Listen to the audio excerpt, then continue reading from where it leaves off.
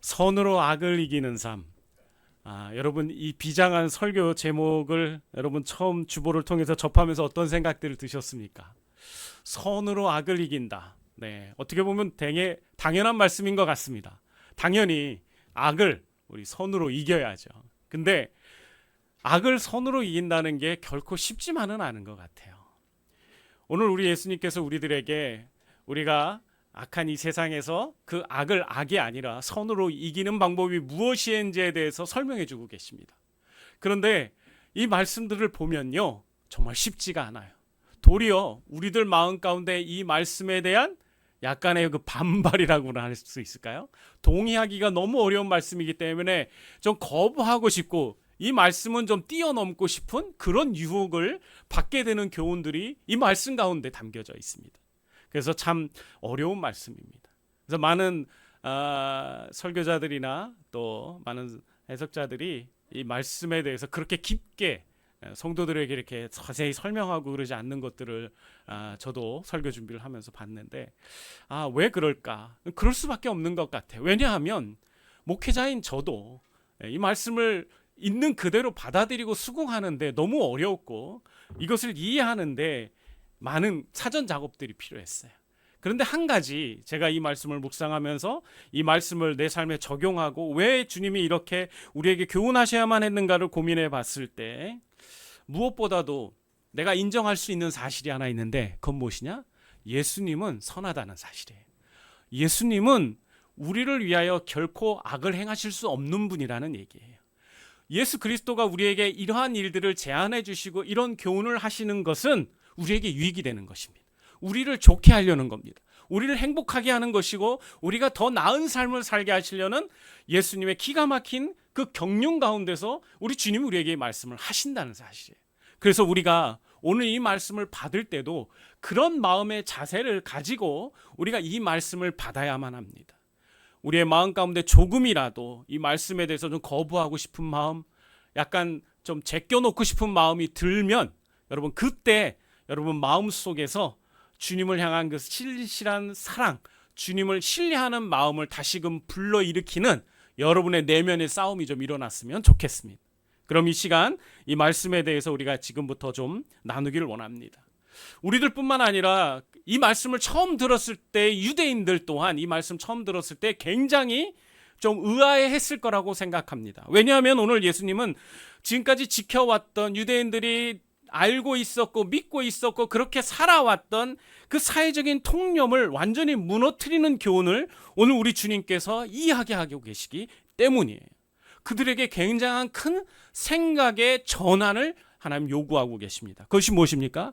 바로 눈에는 눈, 이에는 이라는 동일 보복의 원리를 깨트리는 예수님의 교훈입니다. 사실 이 교훈은 모세가 이스라엘 백성들에게 했던 교훈이었어요. 너희들 앞으로 누가 너희들에게 눈을 다치게 하면 그 눈에 대한 이를 다치게 하면 인에 대한 이런 부분들로 한정지어서 너희들이 보복을 할 수 있다라고 모세가 이야기했던 부분이고 교훈했던 부분이. 그래서 유대인들은 이 말씀을 그대로 믿고 그렇게 열심히 지켜왔어요. 그런데 이런 것들이 시대가 지나고 흘러가면서 약간 좀 사람들의 그 어떤 이득을 채우는, 욕심을 채우는 일로 조금 변형되고 타락되기 시작을 했습니다. 내가 눈을 다쳤으니까 넌 당연히 나에게 눈값을 줘야 돼 라면서 뭔가 그냥 넘어가도 되는 건데, 어쩌면 그냥 좀 모른 척하고 넘어가도 되는 건데 그 율법을 가지고 너 눈만한 대가를 지불해 라면서 보상을 막 요구하기 시작한 거예요.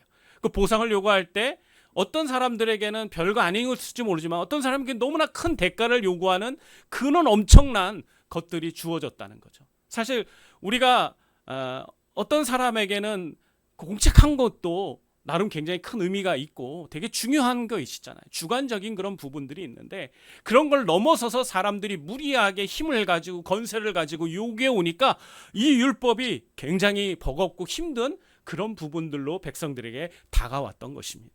그래서 예수님께서는 오늘 이 부분에 대해서 분명히 새로운 전환이 필요하다라고 교훈하시면서 우리들에게 말씀하고 계시는 거예요. 너희들이 지금까지 눈에는 눈, 이에는 이라는 이러한 원칙을 지키면서 복수해왔지만 이제 이러하지 말아야 한다. 이제는 너희들이 좀 더 어른스럽게 사람들을 대하고 그리고 너희들에게 일어나는 일들을 이해하고 넘어가야 된다라고 말씀하시는 것입니다. 특별히 이러한 부분들만 오늘 본문에서 얘기하시는 게 아니죠. 뭐라고 또 얘기하십니까? 내 형제는 사랑하고 원수는 미워해라. 이게 그동안 이스라엘 백성이 꽉 붙들고 있었던 명령이고 그리고 고정관념이었던 거예요. 이스라엘 백성들에게 형제는 자기 동족밖에 없었습니다. 그러니까 모든 동족이 아닌 모든 존재는 다 뭐예요? 원수나 다름없는 존재들이었어요. 그러니까 자기 백성들, 유대인들은 어떻게 하는 거예요? 사랑하고 아끼고 보살피는 거죠. 그러니까 이방 민족들을 향하여 그들은 어떻게 합니까? 거의 미워하고 원수처럼 여기고 혐오하고 싫어하고 배척하고 이런 일들을 이들이 해왔다는 거죠. 근데 예수님께서는 이젠 이러한 부분들이 더 이상 하나님의 백성들의 삶에는 맞지 않다라고 교훈하고 계시는 거예요. 이것이 우리가 지금 받아들일 때는 아무렇지도 않은 거지만 이 당시에 이스라엘 백성들이 이 말씀을 들을 때는요, 이건 너무 큰 충격적인 거였어요. 왜냐하면 그들이 지금까지 옳다고 믿어왔던 부분에 큰 변화를 가져오게 하는 거잖아요. 사람들이요, 변하는 거 별로 좋아하지 않습니다. 그냥 익숙한 걸 좋아해요. 그냥 편한 걸 좋아합니다. 이렇게 생각을 완전히 바꿔버리고 생활의 패턴과 삶의 형식을 완전히 뒤집어 놓는 이러한 예수님의 권면은요, 너무나 별로 기분 좋게 받아들일 수 없는 교훈이었고 그들에게는 약간의 거부감이 느껴지는 교훈이었던 겁니다. 그런데 그들에게 뿐만 아니라 오늘 이 시대를 살아가는 우리들에게도 예수님이 오늘 이야기하시는 교훈들은 조금 버겁습니다. 왜냐하면 예수님께서 이 이야기를 하시면서 바로 이어서 하시는 말이 뭐예요? 악한 자를 향하여서 더 이상 대적하지 말라는 말을 하는 거예요. 여러분, 악한 자가 누굽니까? 나에게 악을 행하는 거죠. 나에게 나쁜 일을 행하는 사람입니다. 날 손해보게 하고 날 괴롭게 하고 날 아프게 하고 고통을 주는 사람을 얘기하는 거예요. 근데 그런 사람들을 향하여 오늘 예수님이 뭐라고 말씀하신다고요? 대적하지 마. 더 이상 저들과 싸우려고 하지 마라고 말씀하시는 거예요. 이게 여러분 이해가 잘 되십니까? 아멘 하고 받아들일 수 있습니까? 그러면 그분이 와서 설교하세요. 저 진짜로 이 설교 이 구절 때문에 저희 몇 주를 이 설교를 어떻게 해야 되는지 하나님 앞에서 고민했는지 몰라요. 하나님 어떻게 악한 자를 우리가 거부를 안 할 수가 없습니까? 그냥 하나님 조금 악한 자는 피해 다녀라 뭐 이렇게라도 얘기해 줬으면 제가 너무 좋겠는데 그 정도가 아니에요. 예수님 뭐라는 거예요? 대적하지도 말아라. 이건 무슨 말이에요? 대적하지 말고 수긍하라는 얘기예요. 대적하지 말고 어떻게 하라는 거예요? 그냥 그들이 하는 대로 내비둬라는 얘기예요. 여러분 누가 나를 때리려고 하고 누가 나에게 폭력을 행사하고 누가 나를 괴롭게 하는데 여러분 가만히 있을 수 있겠습니까? 없죠. 여러분 대답 안 하는 거 보니까 여러분 다 할 수 있는 거군요. 여러분 저보다 훌륭하십니다. 네. 근데 저는 사실 그렇게 쉬운 일이 아닌 것 같아요. 악한 자를 대적하지 않는다. 근데 거기다가요, 우리 주님이 오늘 뭐라고 또 얘기하시는지 아세요? 원수를 사랑하랍니다. 악한 자도 아니에요. 악한 자보다 이제는 원수. 이 원수 얘기하니까 이게 지금 옛날 공산당 우리 70년대 80년대 그 북한 공산당 얘기할 때 원수 뭐 이렇게 얘기했던 그 생각이 나는데 여러분 그 친구들을 뭐라는 거예요? 사랑하라는 거예요. 나를 엄청난 피해를 주고 나에게 엄청난 상처를 줘서 나로 하여금 평생을 힘들게 하고 상처 가운데 살아가게 한 사람이에요. 그 사람을 뭐 하라고 얘기하신다고요? 사랑하래요. 악한 자를 그냥 가만히 두고 보는 것도 힘들어 죽겠는데 예수님은 거기다가 더 한술 더 떠서 뭐라고 한다고요? 원수를 사랑해줘라. 여러분 사랑한다는 이 말이 뭐예요? 예수님이 말씀하신 사랑한다는 이 사랑이 그냥 형식적으로만 형제님 사랑합니다 이렇게 말하는 거 아니에요. 우리가 주일날 오전에 사랑합니다 축복합니다 이거 하는 거 이것만 얘기하는 게 아니잖아요. 예수님이 오늘 말씀하시는 원수를 사랑하는 것은 예수님이 우리에게 오늘 보여주셨던 그 모습을 생각나게 하는 거예요. 여러분 우리가 그렇게 사랑할 수 있을까요? 과연 우리가 그렇게 사랑하려고 마음이라도 먹을 수 있을까요? 참 어려운 얘기입니다. 그런데 오늘 주님은 뭐 하라고 그래요? 원수를 사랑해야 한다라고 말씀하고 계세요. 여러분 이 말씀에 우리가 어떻게 반응해야겠습니까? 이 너무나 받아들이기 어렵고 수긍하기 너무 힘든 말인데 이걸 어떻게 왜 주님은 이런 얘기를 우리에게 지금 하고 계시는 걸까요? 거기다가 또 있어요. 이게 끝이 아니에요. 오늘 예수님 뭐라고 또 말씀하십니까? 너를 박해하는 자를 위해서 기도하라.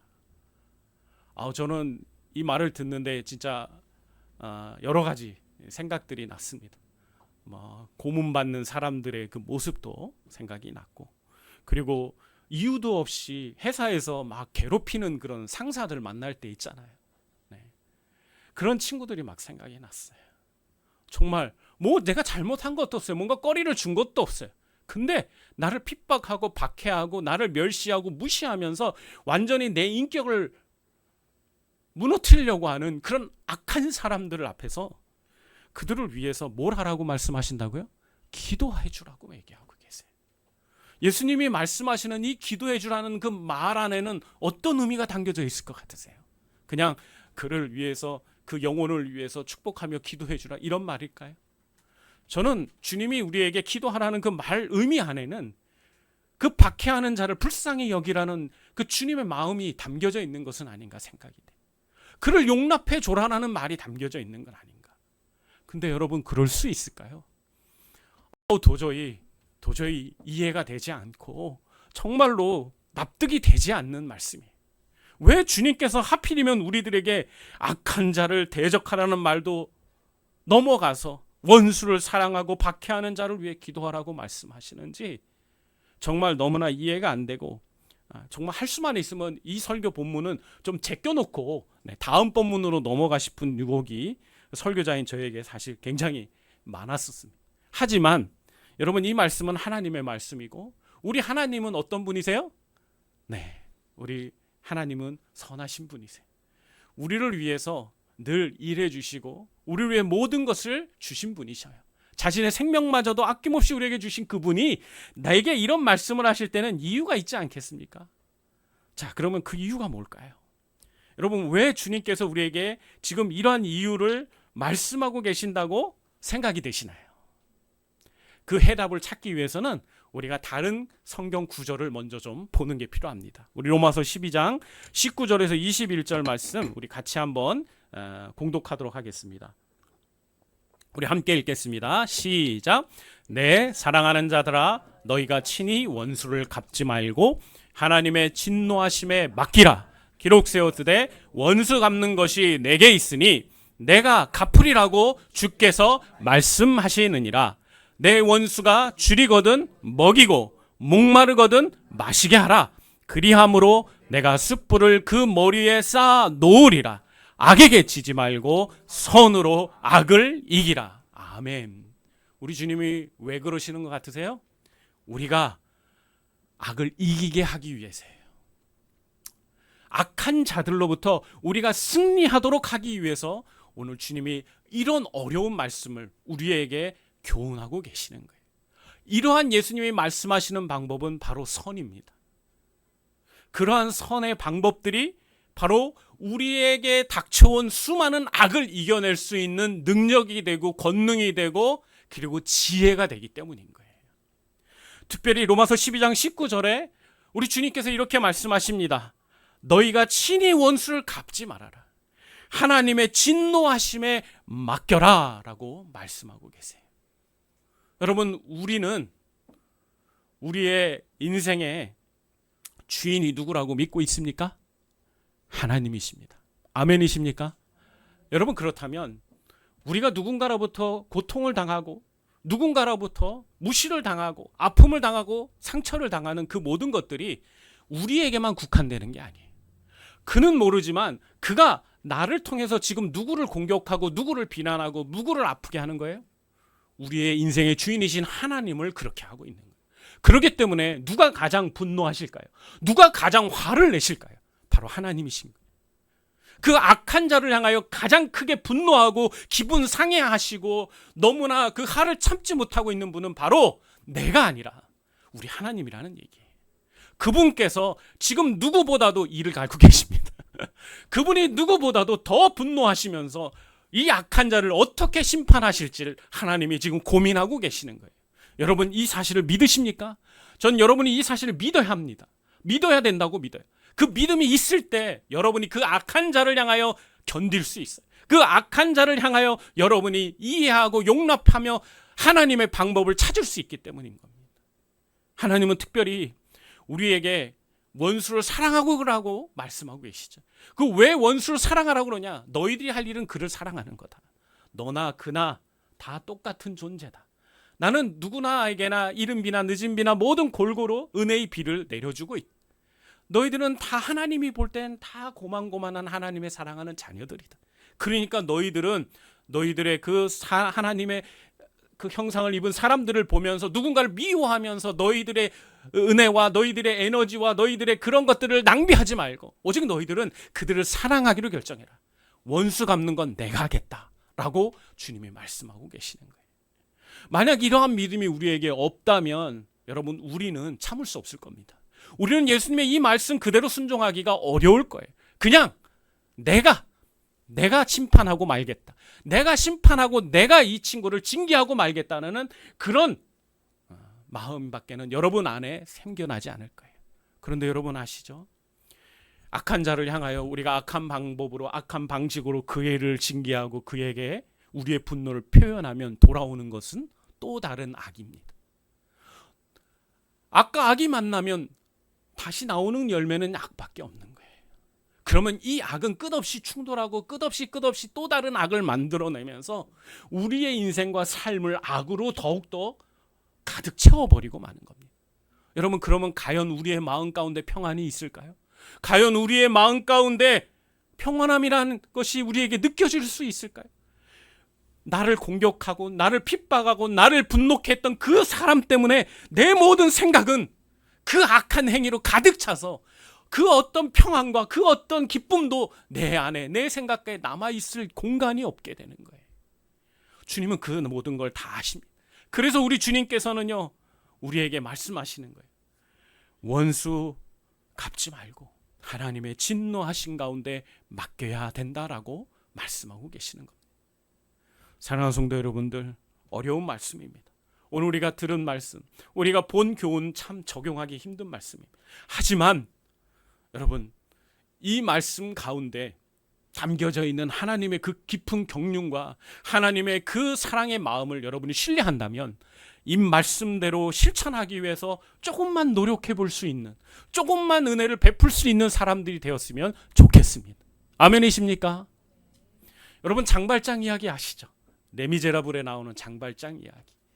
그럼 빵 한 조각 훔쳤다는 것 때문에 5년형을 선고받고 감옥에 있다가 또 탈옥하다가 잡히고 탈옥하다 잡혀서 거의 20년 동안은 감옥에 있다가 나왔습니다. 너무 배가 고파서 한 주교의 집에 들어갔다가 주교의 집에서 이 은쟁반을 훔쳐서 달아난 이야기죠. 근데 들키고 말았죠.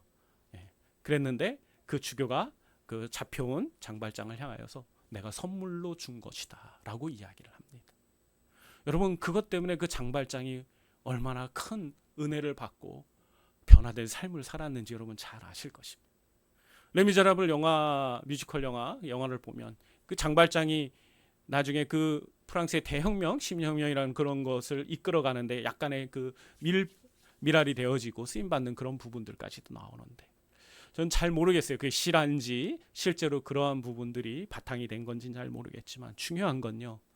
여러분 우리가 누군가의 그 악을 참아주고 누군가의 악을 용납해주고 이해해주는 그러한 부분들을 통하여 우리가 놀라운 역사를 만들어낼 수 있다는 거예요. 정말 아무도 세상 사람들이 할 수 없는 그러한 일들을 우리가 감내하고 우리가 믿음을 불고 하나님을 의지해서 우리가 은혜를 베푸는 그 순간 우리는 또 다른 장발장의 역사를 만들어낼 수 있는 기틀을 우리를 통해서 만들 수 있다는 것입니다. 저는 바라기는 우리 꿈을 심는 교회 성도들을 통하여 또 다른 장발장들이 많이 나오게 되기를 진심으로 소망합니다. 그러기 위해서는요 오늘 이 하나님의 말씀 앞에 우리의 마음을 붙들고 그리고 우리의 마음을 드리는 것이 필요합니다. 내가 정말 좋아하는 말씀은 아니지만 내가 기꺼이 받아들일 수 있는 말씀은 아니지만 하나님의 그 말씀의 그 권위 앞에서 여러분 이 말씀에 순종해가는 저와 여러분들이 되기를 바랍니다. 특별히 한 가지 꼭 이야기하고 싶은 게 있어요. 오늘 우리가 이야기했던 앞부분에 나오는 그 구절 중에 뺨 때리는 이야기가 나옵니다. 너희도 오른뺨 맞으면 왼쪽을 돌려내라. 이런 얘기가 나옵니다.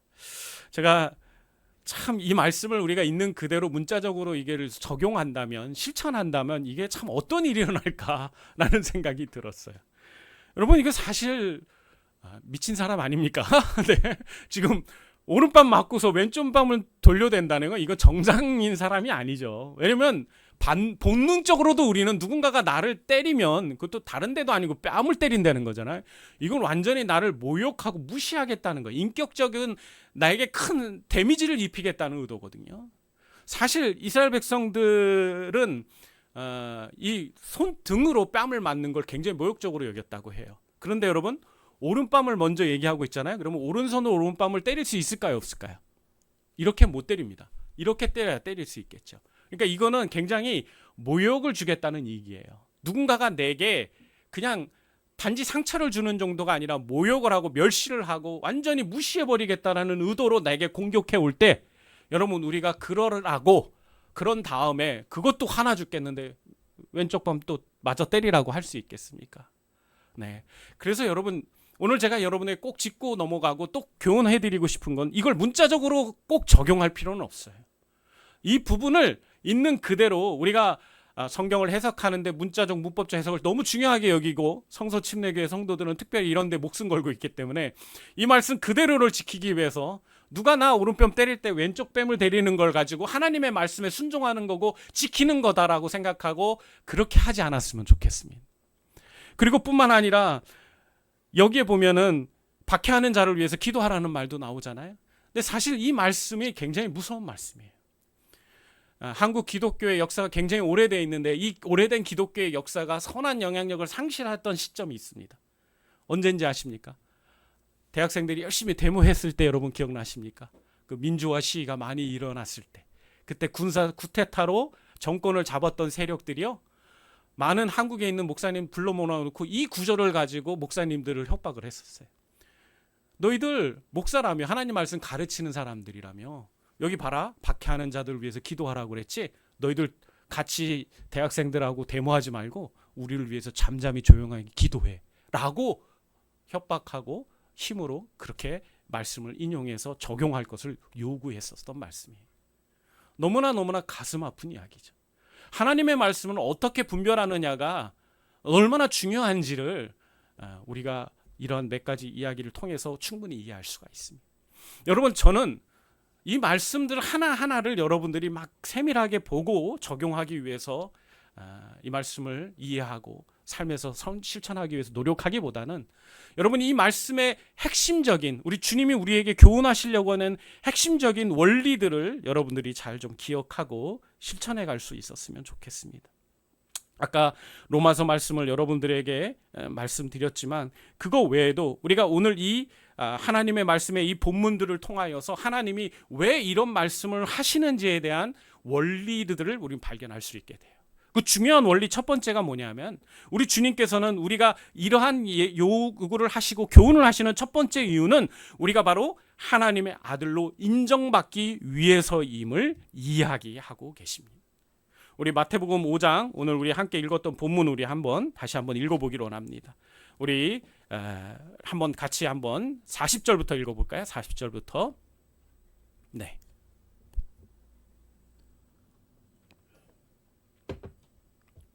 네, 한번 읽어보죠. 시작. 또 너를 고발하여 소설 가지고자 하는 자에게 겉옷까지도 가지게 하며, 또 누구든지 너로 억지로 오리를 가게 하거든 그 사람과 심리를 동행하고 내게 구하는 자에게 주며 내게 꾸고자 하는 자에게 거절하지 말라. 이런 명령들을 하시고, 그 다음에 43절. 이 부분을 주보에다가 안 넣어서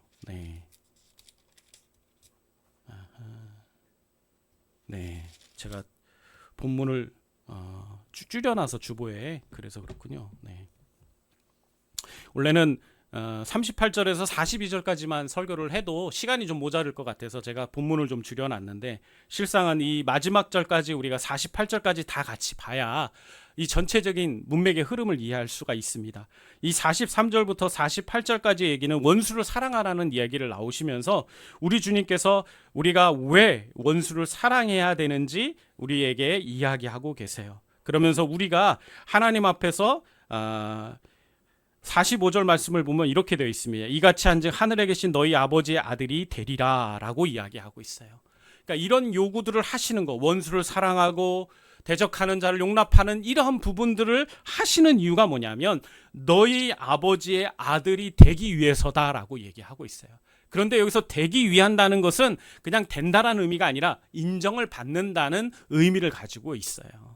그러니까 우리가 하나님을 믿고 우리가 하나님의 백성이 되는 것은 우리가 알다시피 구원을 얻는 그 순간부터 우리는 하나님의 백성이 됩니다. 그런데 우리가 다른 사람들로부터 하나님의 아들이라 인정을 받을 수 있는 것은 언제부터일까요? 우리의 삶과 우리의 실제적인 행동이 그리스도의 말씀과 같이 원수를 사랑하고 그리고 대적하는 자를 용납하고 그리고 성숙된 신앙을 가질 때 우리의 삶의 모습이 하나님의 아들로 인정받을 수 있게 되는 것입니다. 우리 주님은 그런 의도가 있기 때문에 오늘 우리에게 이러한 삶의 굉장한 급격한 도전을 수용하라고 요구하시는 거예요. 뿐만 아니라 예수님께서는 이어지는 그런 말씀들을 통해서 세리와 형제들 이야기하시면서 형식적인 종교 생활과는 작별해야 되기 때문에 우리 주님께서는 이런 교훈을 하셨다고 이야기하고 있습니다. 사랑하는 자를 사랑하는 건 누구나 할 수 있습니다. 그러나 사랑하지 않는 자를 사랑하는 것은요, 진짜 성숙한 사람만이 가능한 것입니다. 이방인들도요, 세리들도 누군가 자기가 좋아하고 자기를 좋아하는 사람들을 향하여 사랑한다고 말하는 건 그들도 할 수 있습니다. 그러나 우리들은 우리를 대적하는 자들, 우리의 원수들도 여러분 우리들도 그들을 사랑하고 또 이해하고 실제로 그리스도의 사랑으로 용납할 수 있는 그런 부분들이 우리에게 있을 수가 있는 것입니다. 우리는 우리의 삶이 결코 형식적인 그런 사람들에게 잘 보여주기 위한 겉으로만 좀 크리스찬 같은 그런 삶에 머물러서는 안 됩니다. 우리 주님이 당신의 삶을 통하여 우리에게 모델이 되어 주셨고 당신의 삶을 통하여 우리에게 진정한 사랑이 무엇인지를 보여주신 것처럼 우리의 한순간 한순간의 삶도 그러한 사랑과 은혜를 베풀어주는 그런 모습이 되어야만 하는 것입니다. 마지막으로요, 세 번째 이유는요, 바로 우리가 온전해져야 하기 때문입니다. 48절 말씀에 이렇게 되어 있습니다. 그러므로 하늘에 계신 너희 아버지의 온전하심과 같이 너희도 온전하라. 이것이 오늘 마태복음 5장 오늘 본문에 이어지는 이 교훈의 마지막 구절인 거예요. 하늘에 계신 너희 아버지의 온전하심과 같이 너희도 온전하라. 사실 이 온전한다는 것은 정말 성숙하고 참 제자가 된다라는 의미를 가지고 있습니다. 그런데 거기뿐만 아니라 하나님과의 관계에 있어서 완벽하다, 하나님과의 관계가 바르게 성립되어 있다라는 그런 의미도 가지고 있는 것입니다. 우리는 하나님과 관계를 맺고 하나님의 은혜 가운데 하나님의 도우심을 받으며 살아가고 있어요. 그래서 우리는 무엇보다도 하나님과 그 관계에 있어서 문제가 없는 인생이 되어야 합니다. 하나님과 문제가 있으면 우리 삶의 모든 문제에 문제가 생겨나기 시작하기 때문인 거예요. 우리의 모든 공급이 어디로부터 옵니까? 바로 하나님으로부터 우리에게 오게 돼 있어요. 우리에게 필요한 것들, 우리에게 감당할 지혜들, 능력들, 그 모든 것이 하늘로부터 우리에게 오게 되어 있는 그런 존재들이 바로 그리스도인인 것입니다. 그러기에 우리는 그런 은혜를 받으면서 살아가기 위해서 하나님과 온전한 관계를 맺어가는데 우리가 노력하고 그리고 관심을 기울이고 우리가 희생할 줄 알아야 되는 것입니다. 그러한 일들을 감당하기 위해서 우리의 삶에 필요한 것이 있다. 그것이 무엇입니까? 바로 오늘 우리 주님이 우리에게 교훈하고 계시는 좀 더 차원 높은 삶의 모습입니다. 저는 우리가 세상 사람들과 다르다고 생각을 합니다. 우리는 세상 사람들에 비해서 좀 더 성숙한 삶을 살아가고 있다고 생각합니다. 그렇다면 이것은 우리의 주장으로만 되는 게 아니라 실제로 우리의 삶에서 그러한 모습들이 나타나야 하는 것입니다. 그런데 그러한 부분들이 오늘 나타나기 위해서 우리에게 필요한 것이 무엇입니까? 우리를 싫어하고 우리를 미워하고 우리를 적대시하는 그런 존재들도, 그런 사람들도 우리가 그리스도의 사랑으로 용납하고 이해하고 받아주고 관용하는 삶이 우리 가운데 나타날 때 사람들은 우리를 보면서 저 사람은 진짜 다르다라고 말할 수 있는 것입니다. 많은 세상에 교회가 있고 많은 그리스도인들이 있습니다. 그런데 정말 성경대로, 정말 예수님이 우리에게 보여주신 바대로 살아가고 있는 사람들이 갈수록 줄어들고 있는 안타까운 현실 가운데 우리가 놓여져 있습니다. 오늘 그런 시대 가운데 오늘 우리 주님께서 우리에게 오늘 교훈하시는 이러한 명령과 교훈은 우리의 신앙을 다시 한번 점검하고 우리의 생각을 좀 더 다시금 다잡는데 너무나 꼭 필요한 말씀이라고 생각합니다. 힘들고 어려운 말씀입니다. 하지만 우리가 이러한 말씀에 순종하려고 노력하면 노력할수록 우리 삶에 더 나은 천국이 임하고 우리의 삶에 더 나은 하나님의 은혜가 임한다는 것을 여러분 믿으시길 바랍니다. 원수 갚는 것이 누구에게 있다고요? 우리 주님께 있습니다. 우리 하나님께 있습니다. 그러니 여러분 누군가를 미워하는 데 인생을 낭비하지 말고 누군가를 더 많이 사랑하고 이해하고 용납하는 데 함께 노력하는 저와 여러분 되기를 주님의 이름으로 축복합니다. 기도하겠습니다. 아버지 하나님 고맙습니다. 우리가 참 부족한 친구들이고 부족한 사람들인데 하나님께서 우리를 너무나도 크게 생각해 주셔서 우리에게 이런 감당치 못할 말씀도 주시니 감사합니다.